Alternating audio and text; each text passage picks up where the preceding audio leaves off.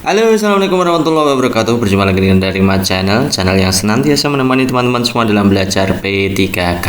Oke teman-teman, kesempatan kali ini kita akan bahas soal P3K 2021 PGSI ya, untuk guru sekolah dasar. Kompetensi teknis yang tentunya soal-soal yang kita berikan itu selalu up to date ya, berdasarkan tryout yang pernah muncul dan pengembangan gitu ya. Pengembangan kita peroleh dari Bank Soal Kemdikbud kita ambil kali ini per tanggal 2 September 2021 ya. Silakan simak baik-baik untuk penjelasan berikut ini. Kita mulai dari yang pertama, yaitu mempelajari sejarah dapat memberikan pedoman bagi kita untuk menciptakan masa depan yang lebih baik dengan belajar dari hal-hal yang baik atau buruk dari masa yang telah berlalu. Bila demikian, maka sejarah berguna secara titik-titik.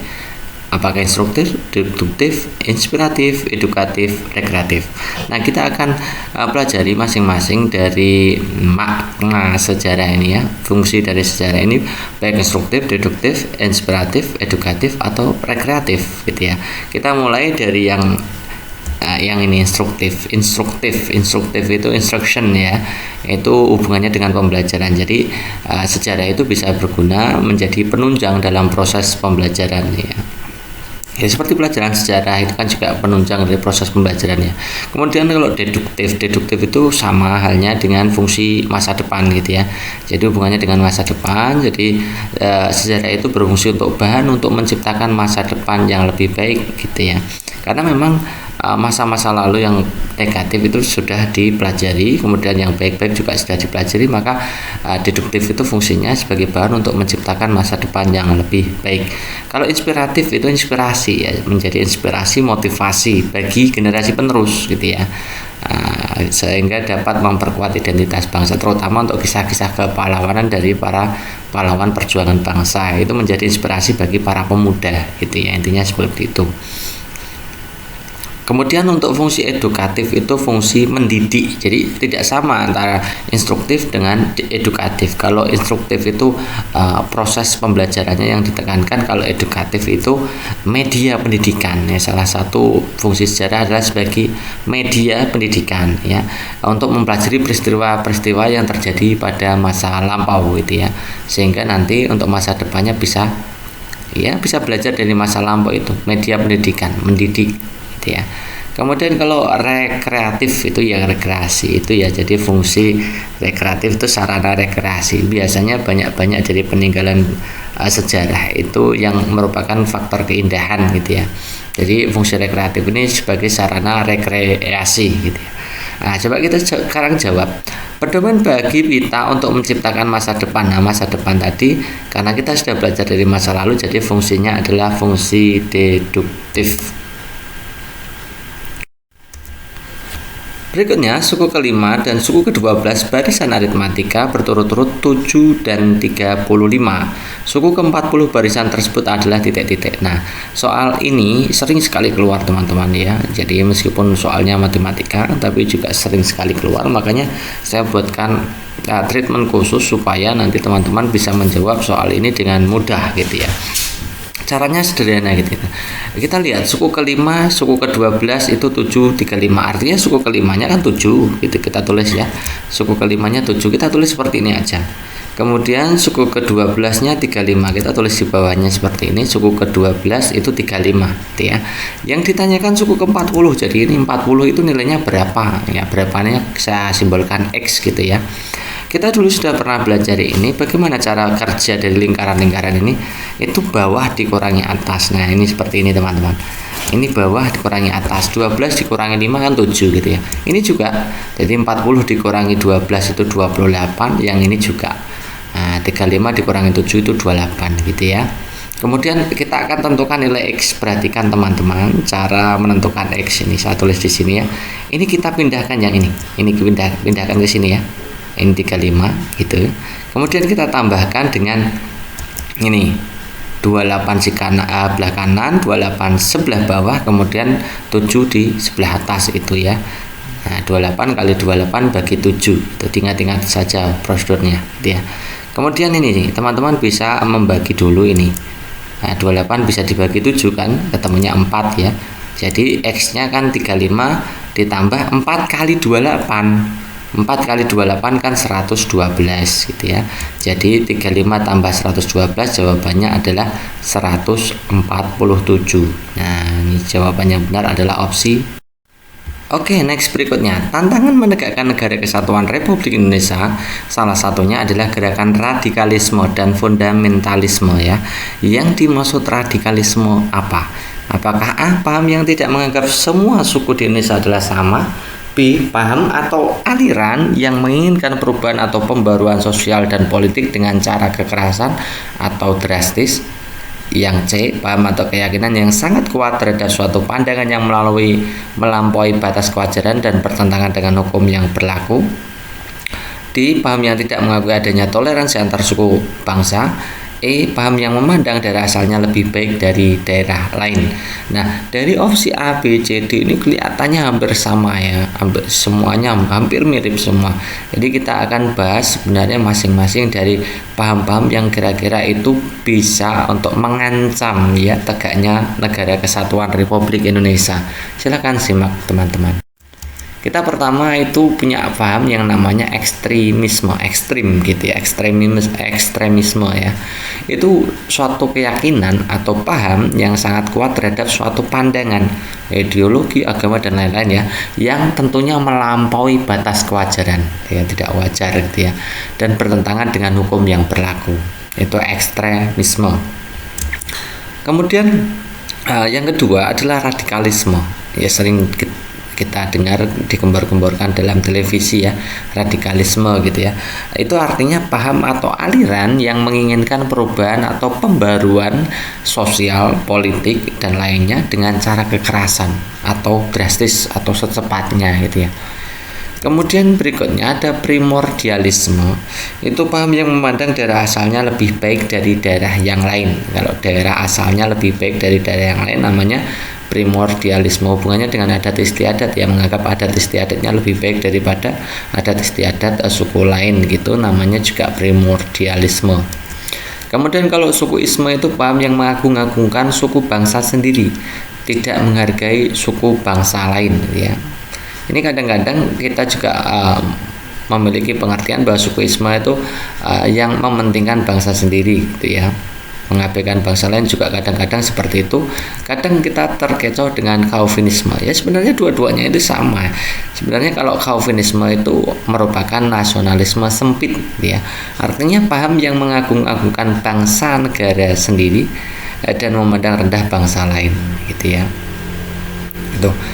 Nah, bisa kita katakan kalau sukuisme itu hubungannya dengan suku, kalau Calvinisme itu bangsa gitu ya, secara global gitu ya. Oke, itu adalah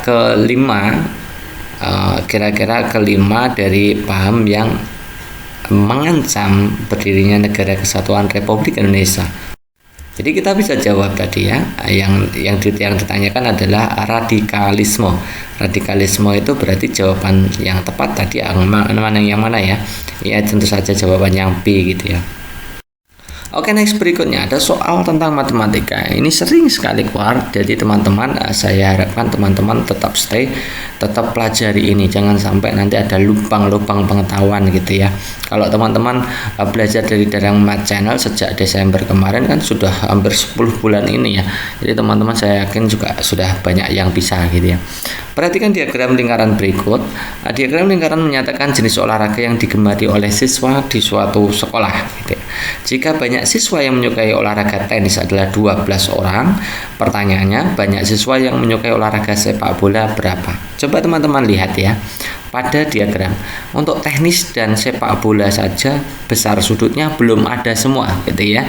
Kalau volley 50 derajat, futsal 60 derajat, kemudian basket itu siku-siku artinya 90 derajat gitu ya. Siku-siku itu ya. 90 derajat kalau siku-siku. Nah, tenis dan sepak bola tidak ada. Maka kita cari dulu. Nah, inilah namanya soal HOTS, soal yang menganalisa dulu masing-masing dari tenis sepak bola itu kita analisa dulu, kita cari sudutnya dulu ya. Kita ambil yang tenis dulu. Coba teman-teman lihat untuk tenis, basket dan volley itu kan setengah lingkaran ya kan. Nah, tenis, basket, volley itu setengah lingkaran. Setengah lingkaran itu kan nilainya 180 derajat ya kan. Satu lingkaran full kan 360. Jadi kalau setengahnya 180 gitu ya. Kita masukkan jadi tenisnya yang kita cari, basketnya 90, volleynya 50. Jadi 90 tambah 50 kan 140. Jadi tenisnya itu berarti 180 dikurangi 140 ketemunya 40 gitu ya. Teman-teman paham ya, kalau dijumlah antara volley, basket, dan tenis itu harus 180, intinya seperti itu. Volley 50, basket 90, maka tenisnya adalah 40 derajat. Sekarang kita cari yang sepak bola. Teman-teman lihat itu sepak bola dan futsal itu membentuk setengah lingkaran ya kan, sama. Berarti sepak bola itu dan futsal itu kalau dijumlah 180. Nah, karena futsalnya 60, maka CSB sepak bola ditambah 60 sama dengan 180, maka sepak bolanya sudutnya 180 dikurangi 60, ketemunya adalah 120. Nah, dua-duanya sudah ketemu, kita sekarang bandingkan. Yang diketahui adalah tenis 12, kemudian yang ditanyakan sepak bola berapa. Nah, kita buat perbandingan. Jadi tenis dibanding sepak bola itu 12 dibanding berapa, kan tenisnya 12, sepak bola berapa gitu ya, maksudnya begitu. Tenisnya tadi derajatnya adalah berapa tadi, 40, jadi ya 40 per 120, sepak bolanya kan 120. Nah 12 per X. Cara menentukan X mudah gitu ya. X itu silangannya dengan 40, silangannya selalu di bagian bawah ya, silangannya X itu bagian bawah. Jadi 120 dikali 12 dibagi 40. Nah, ketemunya 36. Dari mana itu 36? 120 dibagi 40 kan 3. Jadi 3 kali 12 36. Jadi jawaban yang paling tepat adalah opsi D. Next berikutnya ada teks gitu ya, saya bacakan dulu. Sejak kecil Jordan memiliki ketertarikan dalam bidang olahraga. Salah satu cabang olahraga kesukaannya adalah bola basket. Saat masuk duduk di bangku SMA, Jordan pernah ditolak saat ingin mengikuti seleksi masuk tim basket sekolahnya. Alasan utamanya pada saat itu adalah karena badannya yang terlalu pendek. Selain itu, ia juga dinilai kurang mahir dalam permainan tersebut. Kemudian ada kalimat ya, itu kalimat terumpangnya, silakan teman-teman perhatikan. Kemudian lanjutan kalimatnya adalah ia tetap berlatih dengan giat setiap hari di rumah. Tidak hanya tekniknya, ia juga melatih fisiknya dengan sangat keras dan disiplin. Kalimat yang tepat untuk melengkapi teks cerita tersebut adalah ya teman-teman, ini adalah termasuk paragraf rumpang ya. Paragraf rumpang ada kalimat yang perlu kita sisipkan di situ gitu ya. Caranya mudah, sederhana sekali. Kalau ada paragraf rumpang diminta untuk mencari kalimat pelengkapnya, teman-teman lihat sebelum dan sesudahnya gitu ya. Sebelum kalimat rumpang itu ini berarti ya. Selain itu juga ia dinilai kurang mahir dalam permainan tersebut. Jadi intinya dia tidak mahir. Kemudian ada kalimat yang mau ditaisi. Kemudian berikutnya adalah ia tetap berlatih. Berarti ada unsur tidak putus asa kan gitu ya. Oke, kita akan cari. Coba kita lihat yang A. Jordan mengakui semua kelemahannya itu dan pasrah dengan kenyataan yang ada. Nah, kata-kata pasrah ini menyatakan putus asa. Padahal di situ ia tetap berlatih kan gitu. Jadi bukan A. Yang B, Jordan tidak suka dengan apa yang diterimanya. Itu terusannya kan ia tetap berlatih ya. Jadi bukan itu ya. Bukan, jawabannya bukan B. Yang C, Jordan merasa Tuhan tidak adil dengan hidupnya. Itu berarti hanya nyambung di depan tapi tidak nyambung di belakangan gitu ya, sama kan.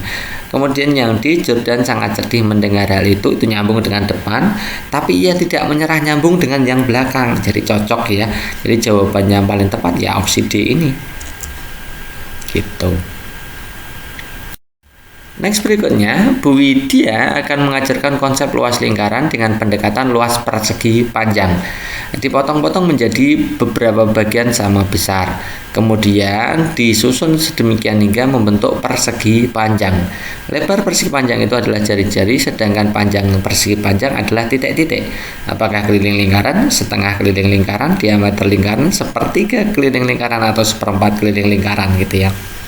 Oke teman-teman, itu untuk mencari luas lingkaran itu bisa menggunakan macam-macam pendekatan ya.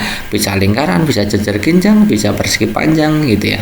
Ya kali ini yang mau kita pelajari adalah yang pendekatan luas lingkaran dengan menggunakan pendekatan persegi panjang gitu ya. Jadi bentuknya seperti ini teman-teman ya. Lingkaran itu kita potong, kemudian kita susun. Nah, potongan atas itu yang warnanya merah separuh dari lingkaran, kemudian yang kuning itu kita taruh di bawah gitu ya. Paham ya teman-teman? Yang merah itu kan 1, 2, 3, kemudian sayap kanan dan sayap kiri itu separuh-separuhnya gitu ya, kasih separuh. Itu membentuk persegi panjang kan ya. Coba teman-teman lihat yang ini kan jari-jari. Iya kan? Itu kan pasti sama dengan ini. Nah, lebarnya adalah jari-jari. Iya kan? Betul ya. Kemudian sekarang yang bagian bawah itu yang mana? Yang panjangnya kan bagian bawah atau bagian atas itu ya. Kuning-kuning semua itu ya, kuning-kuning ya, pinggirannya kuning. Itu seperti ini teman-teman. Ya, kuningnya kan yang sini. Ya, ini kan nilainya adalah setengah keliling lingkaran ya. Kalau keliling full kan sampai yang merah diikutkan, itu kan setengah keliling lingkaran. Ini sama dengan panjangnya ini. Nah, jadi panjangnya itu adalah setengah keliling lingkaran. Next berikutnya, perhatikan tabel berikut, ada tumbuhan dan adaptasinya. 1. Kaktus itu adaptasi A itu daun lebar tipis untuk mengurangi penguapan, ada enceng gondok, ada keladi, ada teratai. Kemudian daun mengalami modifikasi menjadi duri, akar serabut yang lebat untuk membantu mengapung, kemudian batang berongga agar dapat mengapung di air. Nah, pasangan tumbuhan dan cara penyesuaian diri dengan lingkungan yang tepat adalah titik-titik. Apakah 1A, 2D, 4A, 4B, atau 3C? Oke, untuk menjawab soal tadi berarti kita akan belajar tentang adaptasi dari masing-masing gitu ya. Teratai itu bentuk daunnya bulat, ya, mampu menyerap cahaya matahari sebanyak-banyaknya, memudahkan teratai untuk melakukan penguapan. Ini yang menjadi kata kunci ya, memudahkan penguapan gitu ya. Kemudian faktor fotosintesis atau menyerap cahaya tadi sudah. Kemudian digunakan juga untuk mengapung. Jadi fungsi dari daun pada teratai itu mengapung, memudahkan untuk kegiatan fotosintesis, menyerap cahaya, dan kemudian memudahkan penguapan karena letak hidupnya di air gitu ya. Maka memudahkan penguapan gitu ya. Batang pada teratai itu berongga, ini untuk menyalurkan oksigen ya, supaya akar juga bisa bernapas ya. Nah, akar juga berongga. Kemudian yang paling penting akar itu serabut, tujuannya adalah untuk menambatkan ke dasar gitu ya. Nah, itu fungsi serabut yang lain adalah untuk membantu mengapung. Jadi itu fungsi teratai, fungsi dari organ-organ teratai sebagai bagian dari kegiatan adaptasi terhadap lingkungan. Kemudian yang kedua adalah enceng gondok. Itu batangnya menggelembung pada enceng gondok. Ini sebenarnya bisa dikatakan itu sebenarnya bukan batang tapi tangkai daun ya. Tapi banyak yang menuliskan batang, dianggap batang. Oke, kita tidak apa-apa ya. Jadi batangnya menggelembung pada enceng gondok, berongga. Tujuannya adalah untuk membantu pengapungan di air. Oke, batangnya selesai. Kemudian daunnya itu lebar licin ya, untuk mempercepat penguapan. Jadi mempermudah penguapan gitu ya. Daunnya tidak basah jika terkena air. Kemudian akan akar serabut untuk keseimbangan saat terapung. Jadi fungsi akar juga untuk mengapung juga, tapi sebagai jangkar gitu ya, untuk menjaga keseimbangan. Kemudian kalau keladi itu tumbuhan semacam talas, itu juga bagian dari keladi. Itu daunnya kan tipis, lebar, memudahkan penguapan gitu ya. Ujung daun terdapat hidatoda gitu ya. Kemudian ada lagi kaktus, itu memiliki akar panjang untuk menyerap air, akarnya panjang, daunnya berduri untuk memperkecil penguapan gitu ya. Tuh, kalau daun berduri itu untuk memperkecil atau mencegah penguapan gitu ya, intinya seperti itu. Itu teman-teman sudah pelajari teratai, enceng gondok, keladi, dan kaktus. Sekarang kita bisa jawab teman-teman ya, pasangan tumbuhan dan cara penyesuaian yang tepat. Kita lihat 1 dengan A. Kaktus itu apakah daunnya lebar, tipis untuk mengurangi penguapan? Tidak ya. Kaktus itu daunnya harusnya kecil gitu ya. Jadi yang A salah gitu ya. Kemudian yang B2 ke D. Enceng gondok apakah batangnya berongga untuk mengapung di air? Yes, jelas ya. Kemudian yang C 4A. 4 itu teratai, A itu daunnya lebar tipis untuk mengurangi penguapan. Jadi di situ untuk opsi yang A itu mengurangi penguapan. Harusnya bukan mengurangi pengurapan ya teman-teman ya, tapi mempercepat penguapan karena teratai hidupnya di air, maka harusnya tidak mengurangi penguapan tapi mempercepat penguapan. Jadi 4A itu jelas salah gitu ya. Kemudian yang di 4B, 4 itu teratai, B itu menjadi duri daunnya, bukan ya, teratai daunnya tidak berduri, jadi jawaban yang ini juga salah. Kemudian yang E3C, keladi. Keladi apakah akarnya serabut yang lebat untuk membantu mengapung? Keladi tidak memerlukan untuk pengapungannya teman-teman, keladi bisa tumbuh di tanah biasa, tidak tumbuh di air. Itu ya, jadi jawaban yang opsi E itu juga salah. Maka jawaban yang paling benar adalah opsi B. Next berikutnya, panitia bantuan sembako menyediakan telur sebanyak 150 biji, mie instan 1100 biji, dan gula itu 45 plastik. Nah, setiap bantuan terdiri dari 3 jenis barang. Jumlah setiap jenis barang pada setiap bungkusnya sama banyak. Selisih telur dan mie instan pada setiap bungkusnya adalah titik-titik. Apakah 20 buah, 9 buah, 21 buah, 11 buah, atau 10 buah? Nah, kalau diminta untuk menentukan jenis barang yang setiap bungkusnya harus sama, itu artinya barangnya macam-macam kemudian dibagi menjadi ke beberapa orang agar barangnya masing-masing itu dibagi rata sama banyak gitu ya. Itu artinya teman-teman diminta untuk menentukan FVP. Bagaimana cara menentukan FVP? Coba teman-teman, kan sudah sering kita berikan pembelajaran tentang FVP dan KPK ya. Gunakan saja tabel seperti ini ya, tabel. Masukkan angkanya 150, 100, kemudian 45 gitu ya. Kita cari suatu bilangan yang bisa membagi tiga-tiganya. Harus tiga-tiganya, kalau FVP harus tiga-tiganya, kalau KPK tidak harus gitu ya. Kalau FVP harus tiga-tiganya. Cari bilangan yang bisa membagi 150, bisa untuk membagi 100, bisa untuk membagi 45. Maka jawaban paling simpelnya adalah bagi 5 saja gitu ya. Bagi 5, 150 bagi 5 ketemunya adalah 30, 100 bagi 5 20, 45 bagi 5 9. Nah, cari satu bilangan lagi yang bisa membagi 30, 20 dan 9. Nah, ternyata tidak ada. Jadi sudah selesai teman-teman. FVP-nya ketemunya adalah 5 gitu ya. FVP itu menentukan banyaknya orang ya, banyaknya orang yang dibantu. Jadi ternyata banyaknya orang yang dibantu hanya 5. Masing-masing dari orang tersebut mendapatkan 30 telur, 20 mie, dan 9 gula masing-masing orang itu ya. Yang ditanyakan adalah selisih telur dan mie ya. Selisih telur dan mie, telurnya 30, mie-nya 20, maka selisihnya adalah 10. Jawabannya yang tepat adalah opsi E. Next berikutnya, berikut ini adalah nama-nama organ pada tubuh manusia. Ada ventriculus, faring, esophagus, hepar, usus 12 jari, kemudian ada colon, ada pertanyaannya adalah organ penyusun saluran pencernaan adalah, itu ada 1, 2, 3, 4, 2, 4, 5, 6 dan seterusnya itu ya. Coba teman-teman perhatikan.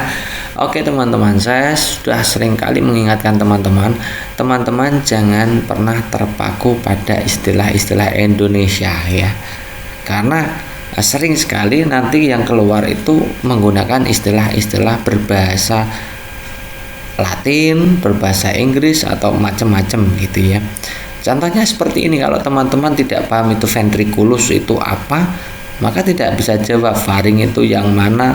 Kan kita sering sekali kita menggunakannya pakai bahasa Indonesia, bukan bahasa-bahasa yang Latin atau bahasa Inggris gitu ya. Oke, coba kita perhatikan ventriculus itu apa sih? Ventriculus itu sebenarnya bahasa lainnya adalah lambung teman-teman gitu ya. Padahal itu lambung. Faring itu tenggorokan, esophagus itu kerongkongan. Bedanya apa tenggorokan dan kerongkongan? Kalau tenggorokan itu saluran pernapasan, ya, yang masuk menuju ke paru-paru. Kalau kerongkongan itu saluran pencernaan yang menuju ke lambung. Jadi beda ya, saluran pencernaan dan saluran pernapasan itu beda, gitu ya. Hepar, yang namanya lain dari hepar adalah hati ya. Makanya hepatitis itu nyerangnya juga di hati gitu ya. Maka hepar gitu ya. Hepar itu hati. Usus 12 jari. Usus 12 jari itu masih menjadi satu bagian dari usus halus gitu ya. Nah, usus halus itu terbagi dari macam-macam ya, termasuk usus 12 jari. Kemudian kolon.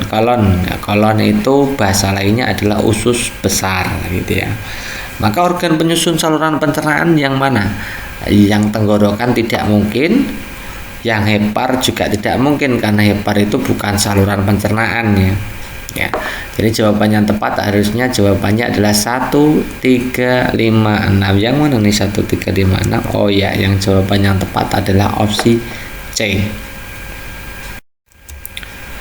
Next, berikutnya informasi yang dapat diketahui guru setelah melaksanakan identifikasi bekal ajar awal ya, bekal ajar awal peserta didik.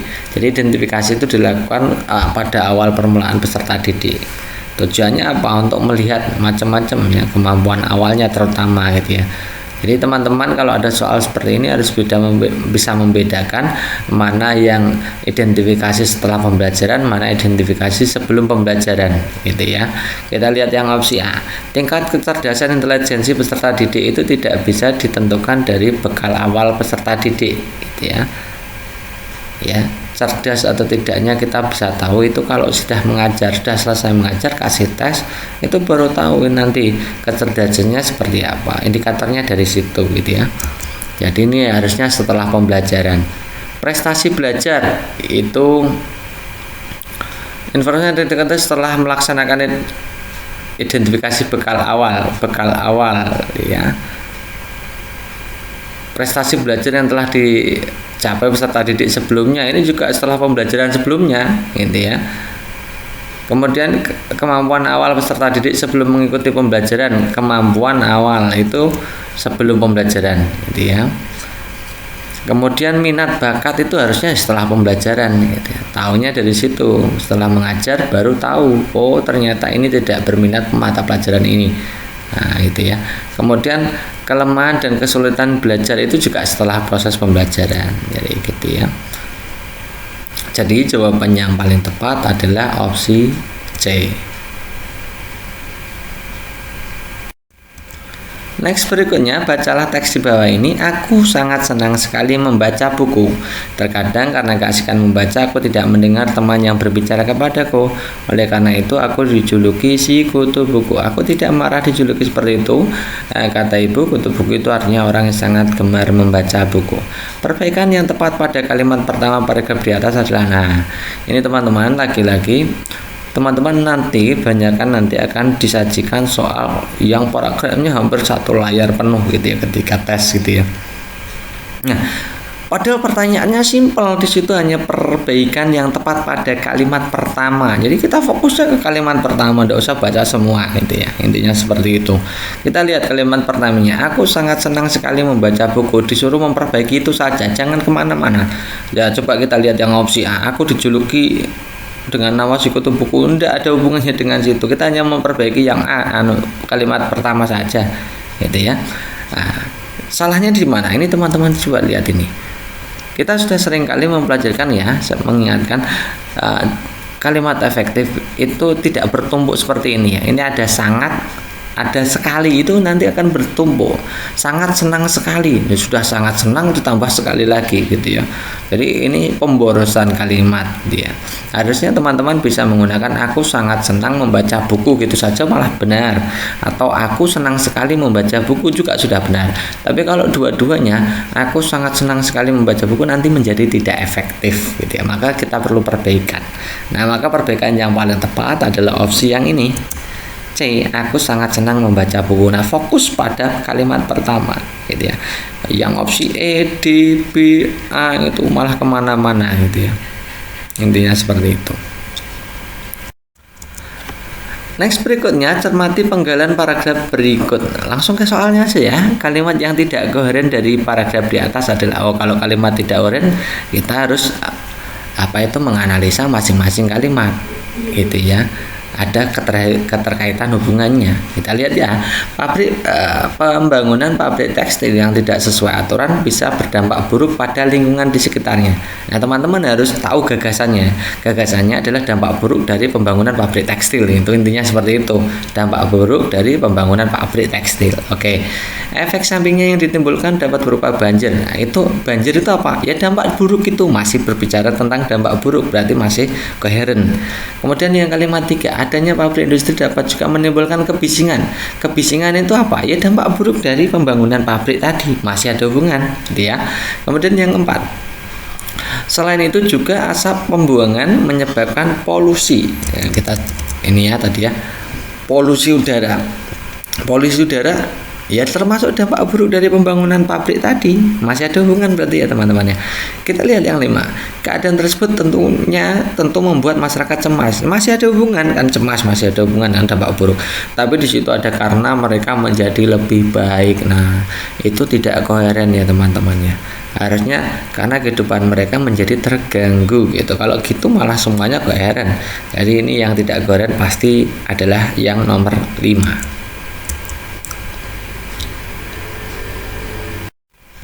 Oke, next berikutnya. Sebuah mobil bermassa 20.000 kg bergerak ke arah timur dengan kecepatan 20 meter per sekon. Energi kinetik mobil tersebut adalah titik-titik.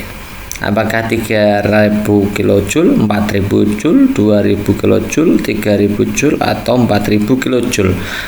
Oke, kita akan menentukan energi kinetik. Diketahuinya kita tulis dulu ya, masanya 20 kg. Kita lihat ya, kilogram di sini adalah satuan internasional, jadi sudah kita tidak perlu mengubah ini ya satuannya gitu ya. Kemudian kecepatannya adalah 20 meter per sekon, ini juga sudah satuan internasional. Panjang itu meter, sekon itu satuan waktu. Oke, betul itu ya, jadi satuannya sudah tepat gitu ya.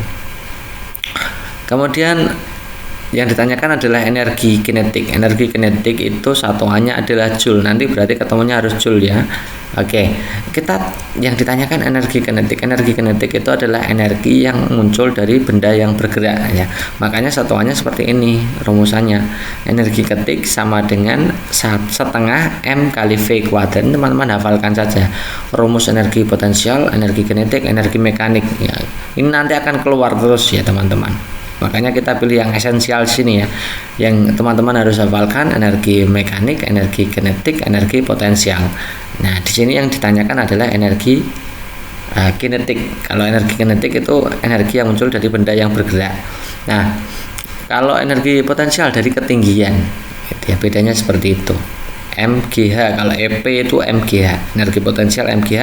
Kalau energi kinetik setengah M kali V kuadrat.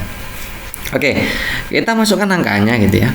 Jadi setengah kali 20.000, masanya kan 20.000. V-nya 20, jadi 20 dikuadratkan itu ya, V kuadrat itu ya. Setengah kali 20.000 kan 10.000. Nah, 20 kali 20 400. Jadi 10.000 kali 400, 1 kali 4, 4, nolnya ada 6, jadi 4 juta Joule. Satuannya harus Joule ya. 4 juta Joule karena internasionalnya Joule gitu ya. Kemudian kita ubah satuan Joule ini menjadi kilojoule. 1 kilojoule itu 1000 Joule.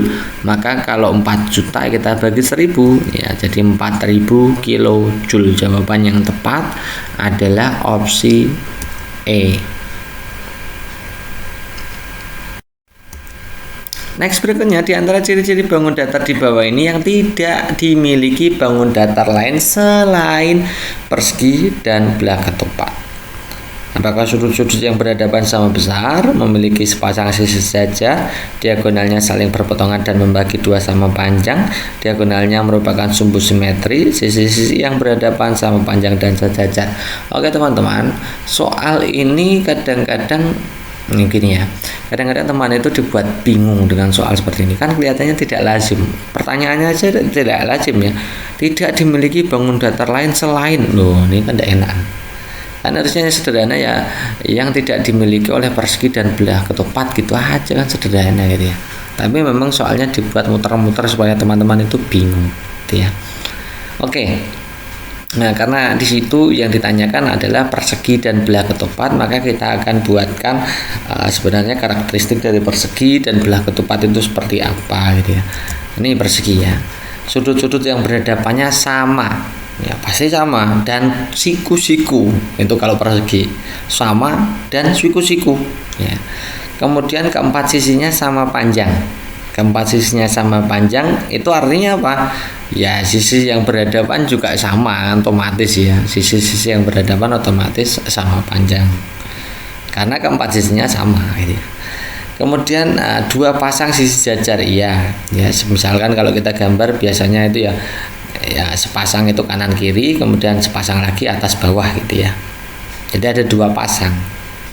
Yang keempat diagonalnya menjadi sumbu simetri lipat ya, diagonal itu sumbu simetri lipat, benar ya.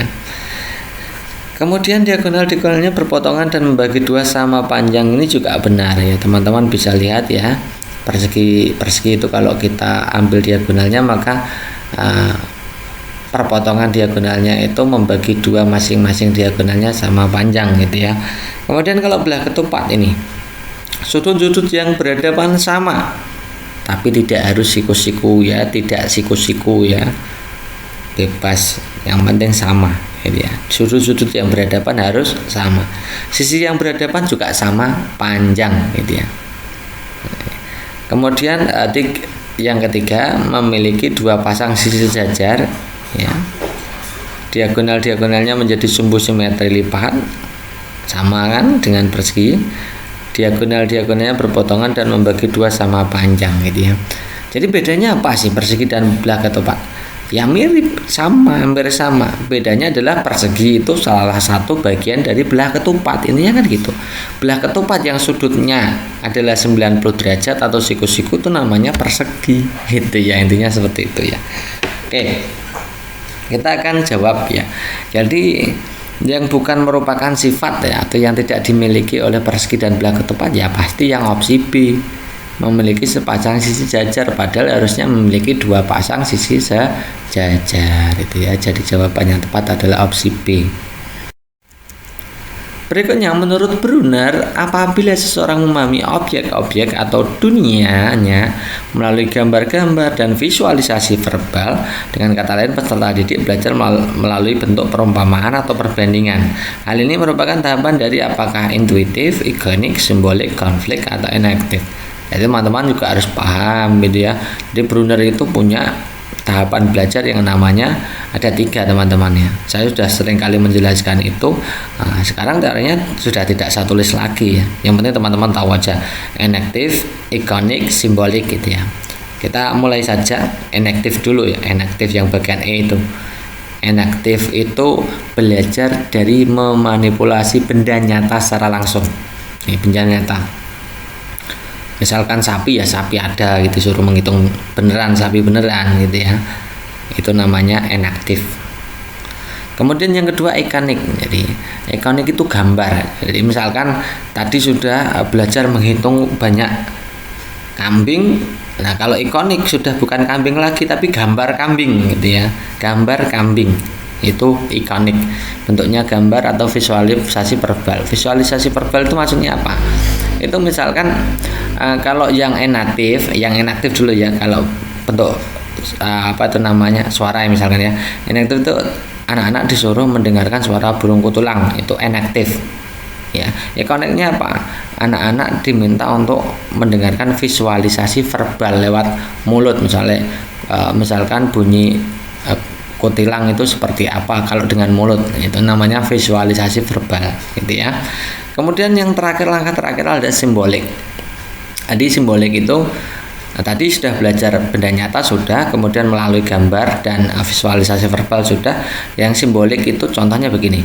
Tadi kalau benda nyata itu misalkan menghitung banyak kambing gitu ya. Kalau ikonik itu menghitung banyak gambar kambing gitu ya. Kalau simbolik gambar kambingnya sudah dibuang ya, misalkan 3 kambing sudah diganti angka 3 gitu aja, menyatakan bahwa 3 itu adalah 3 kambing gitu ya. Jadi simbolik itu sudah bentuknya simbol atau angka gitu ya. Itu namanya teori menurut Brunner. Nah, di sini yang ditanyakan adalah gambar-gambar atau visualisasi verbal. Maka jawaban yang paling tepat adalah ikonik. Oke, next berikutnya, suatu jajar genjang dan segitiga memiliki luas dan panjang alas yang sama. Maka tinggi kedua bangun tersebut adalah apakah A. Tinggi segitiga adalah 2 kali tinggi jajar genjang, tinggi segitiga setengah dari tinggi jajar genjang, tinggi jajar genjang sama dengan tinggi segitiga, tinggi jajar genjang 2 kali tinggi segitiga, tinggi jajar genjang dan tinggi segitiga tidak bisa ditentukan. Coba teman-teman simak ya. Di situ ada jajar genjang, kemudian ada segitiga, luasnya sama. Coba teman-teman dipikirkan kira-kira kalau ada jajar genjang dan segitiga itu luasnya sama tapi alasnya juga sama, kira-kira yang lebih besar mana, yang lebih tinggi yang mana?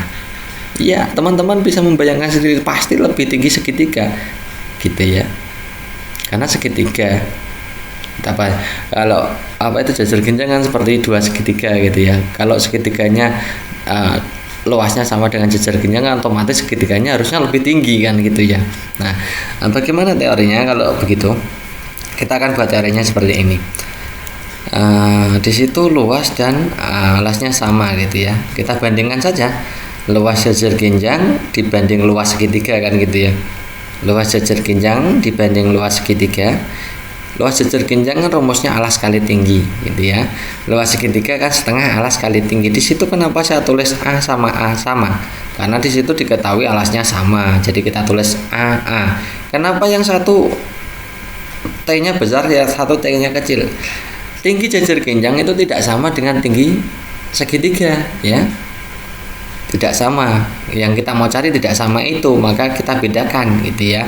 Yang T besar itu menyatakan tinggi jajar genjang, T kecil menyatakan luas segitiga gitu ya. Oke, karena di situ luas jajar genjang dan luas segitiga sama, ya kan? Luasnya sama, maka kita bisa ganti dengan angka 1 gitu aja. 2 juga boleh, 3 juga boleh, sama-sama, tapi atas dan bawah harus sama gitu ya.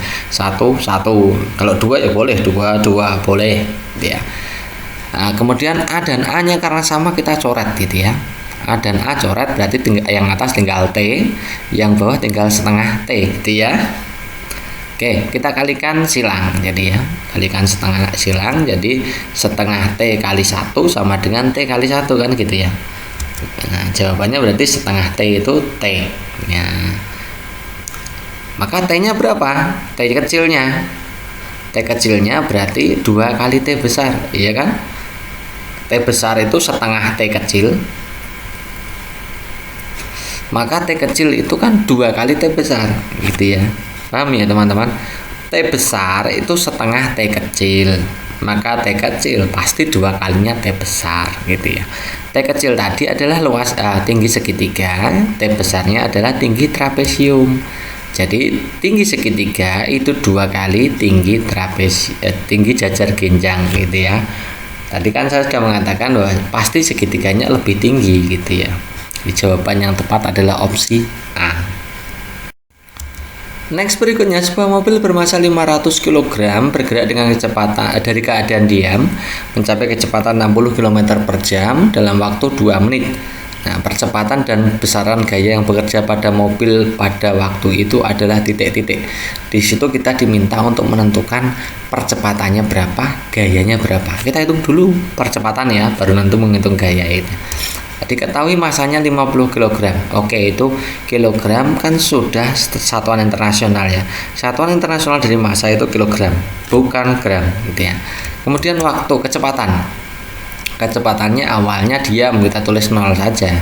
Kemudian kecepatan berikutnya 60 km per jam. Nah, satuan kilometer per jam ini bukan satuan internasional. Ya. Satuan panjang itu meter, satuan waktu itu sekon atau detik. Maka kita ubah dulu 60 km per jam ini berapa meter per detik atau meter per sekon gitu ya. Caranya bagaimana? Kilometer menjadi meter itu turun 3, berarti kalikan 1000. Kemudian jam menjadi detik itu berarti 3600. Berarti kalau kita tulis ini ya, 60 kita kalikan 1000 tadi tahu ya teman-teman ya. Kilometer menjadi meter itu kalikan 1000. Jam menjadi kan per jam, jadi per ya jam menjadi detik itu 3600. Jadi 60 kali 1000 dibagi 3600. Ya, kalau kita coret-coret gitu ya. 6 dibagi 36 kan 1/6 kan ya. 6 bagi 36, 6 bagi 6 1, 36 bagi 6 kan 6 gitu ya. Nah, kemudian nolnya 2 dicoret atas bawah, tinggal 100/6 meter per sekon gitu ya. Kenapa itu tidak dibuat koma langsung? Nanti kita bulatkan yang setelah terakhir-terakhir aja gitu ya. Nah, rumus dari karena T-nya tadi berapa menit ya? 2 menit ya. Waktunya adalah 2 menit, kita jadikan sekon sekalian. Jadi 120 sekon. 1 menit itu 60 detik kan. Mencari percepatan itu VT dikurangi V0 per T. VT-nya adalah 100/6 dikurangi V0-nya 0 dibagi 120 gitu ya. Jadi 100/6 dibagi 120. Jadi 6 kali 120 kan sama-sama per kan, bisa langsung dikalikan aja yang per itu. Jadi 100 dibagi 720 itu ketemunya 0,13 ya, 0,13. Kemudian gaya itu rumusnya massa kali percepatan, massanya 500 kali 0,13 ketemunya 85. Jadi jawaban yang paling tepat adalah yang 0,13 dan 85.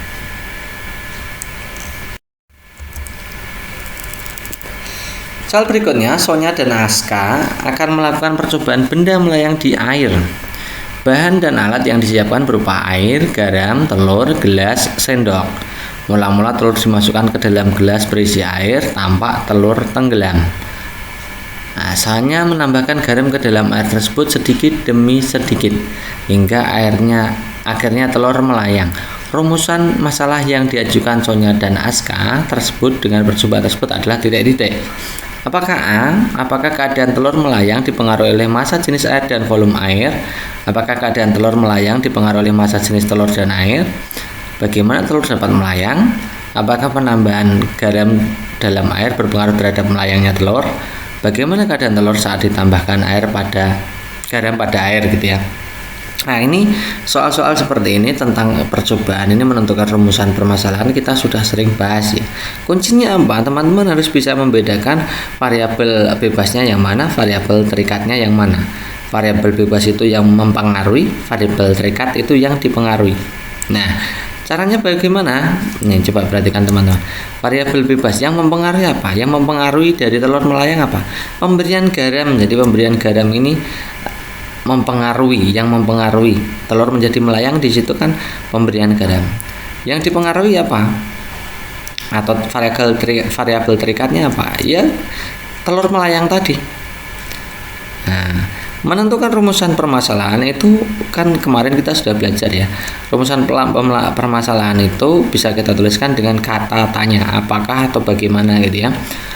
Variabel bebas mempengaruhi variabel terikat. Apakah variabel bebas mempengaruhi variabel terikat? Itu rumusan masalahnya harus seperti itu gitu ya. Maka jawaban yang tepat gimana?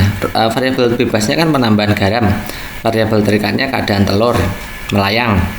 Jadi rumusan masalah yang tepat ya, apakah penambahan garam pada air itu mempengaruhi keadaan telur melayang? Jadi jawaban yang tepat adalah opsi D. Apakah penambahan garam dalam air itu tadi adalah variabel bebas, berpengaruh terhadap melayangnya telur, itu variabel terikat. Jadi jawaban yang tepat adalah opsi D. Berikutnya, bensin yang dibiarkan di tempat terbuka lama-lama akan habis. Peristiwa ini disebabkan karena A. Bensin melepaskan kalor sehingga berubah menjadi gas. B. Bensin menerima kalor sehingga berubah menjadi gas. C. Bensin melepaskan kalor sehingga menyublim. D. Bensin menerima kalor sehingga mengkristal. Ataukah E. Karena panas maka bensin mencair. Oke teman-teman harus paham ya. Jadi kira-kira perubahan wujud apa yang menerima kalor, perubahan wujud apa yang melepaskan kalor, itu harus dipahami. Itu intinya seperti itu. Oke, kita pelajari dulu yang menerima kalor teman-teman. Ada 3 yang menerima kalor. Silakan simak teman-teman. Yang pertama mencair. Mencair itu karena menerima kalor gitu ya. Contoh, es batu yang awalnya berbentuk padat berubah menjadi air. Lilin yang dinyalakan lama-lama akan mencair, itu kan karena faktor menerima kalor. Es krim kalau kena panas mencair, itu kan berarti mencair itu menerima kalor. Atau terkena panas gitu ya, bahasanya lain terkena panas gitu, intinya seperti itu. Menguap itu juga menerima kalor atau terkena panas. Contoh, air akan menjadi uap jika dipanaskan ya. Kemudian bensin yang dibiarkan di tempat terbuka lama-lama habis karena berubah menjadi gas. Ini kan karena faktor panas masuk ya. Jadi menguap itu menerima kalor. Baju yang basah dijemur menjadi kering, itu juga faktor menguap ya. Dari air menjadi gas gitu ya. Menyublim itu juga menerima kalor ya. Kapur barus itu kalau diberikan panas maka cepat habis gitu ya. Pengharum ruangan itu juga karena panas maka menjadi habis gitu ya. Es kering itu dry ice itu lama-lama juga habis dalam kurun waktu tertentu, itu menyublim. Itu dari mencair, menguap, dan menyublim itu menerima kalor. Sekarang kita pelajari yang melepas kalor, itu membeku. Membeku itu artinya melepas kalor. Contoh, air di dalam freezer itu berubah jadi es batu. Lilin cair yang dibiarkan lama-lama menjadi keras, itu karena melepas kalor gitu ya. Perubahan agar-agar yang semula cairan menjadi padat, itu juga faktor melepas kalor gitu ya. Kemudian mengembun itu juga termasuk bagian dari yang melepas kalor. Es batu yang berada di dalam gelas akan membuat bagian luar gelas menjadi basah, itu karena melepas kalor gitu ya. Rumput di pagi hari menjadi basah padahal malam harinya tidak hujan, itu juga faktor melepas kalor. Mengembun gitu ya. Titik embun air yang membuat kaca mobil menjadi buram, itu juga mengembun gitu ya. Mengkristal juga melepas. Contohnya adalah peristiwa perubahan uap menjadi butiran es ya. Kemudian proses pembuatan garam itu juga melepas kalor. Kemudian perubahan karbon dioksida menjadi apa ini pada pembuatan es kering atau dry ice, itu juga termasuk mengkristal, melepas kalor. Jadi ada tiga ini, silahkan teman pahami ya. Nah, ini karena di sini adalah bensin dibiarkan, itu berarti cair menjadi gas. Cair menjadi gas itu artinya adalah menguap. Nah, karena menguap maka harus menerima kalor. Jadi jawaban yang tepat adalah opsi B. Yang merupakan faktor penghambat perubahan sosial dalam masyarakat.